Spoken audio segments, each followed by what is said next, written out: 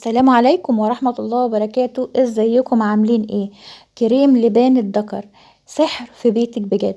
ده اسمه السحر الحلال، بيعالج جميع مشاكل البشرة، من تسبغات، من تجاعيد، من ارهاق. لو انت بتذاكري كتير وتحت عينك اسود وفي تصبغات في وشك، لو انت عروسة وهتدخلي على جواز وحابة ان بشرتك تبقى نضرة، لو انت تقدم بك السن وفي خطوط في البشرة، كل مشاكل البشرة بجد سحر يا بنات.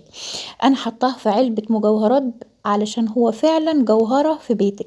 يلا بينا نسمي الله ونصلي على سيدنا محمد ونشوف احنا عملنا الجمال ده كله ازاي. اللهم صل وسلم وبارك على سيدنا محمد وآله وصحبه اجمعين. صلوا لنا كده على النبي في الكومنتات علشان تحل علينا البركة. حابة تضيفي للوصفة بتاعتي زيت عطري علشان تحبي ريحته براحتك خالص، حابة تحطي كريم عليه من اللي انت بتستعمليه براحتك خالص، حابة علشان الكريم علشان يحفظه مدة اطول ويخلي ملمسك ناعم، لو انت حابة تستعمليه ككريم طول النهار. حابة تحطيه من بالليل للصبح براحتك خالص، حابة وتغسليه بعد ما تغسليه برضو حطي كريم مرطب. حابة ان انت تحطيه ساعة واحدة في النهار براحتك خالص. يلا بينا نسمي الله ونشوف وصفتنا ايه. انا معايا معلقة من لبان الذكر. حطيتها في مية، في كوباية من المية، نقعتها بالشكل اللي حضراتكم شايفينه ده.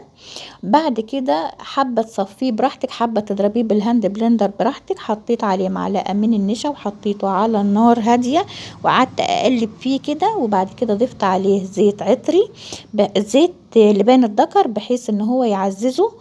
وادي الزيت اللبان الذكر اللي حضراتكم كلكم يعني ممكن تستعملوه او تحبوه او تحطوه. دي كانت وصفتي النهاردة، وان شاء الله هنعمل وصفات كتيرة جدا. هنعمل صابون اللبان، وهنعمل بإذن الله حاجات كتيرة هتعجبكم. والسلام عليكم ورحمة الله وبركاته.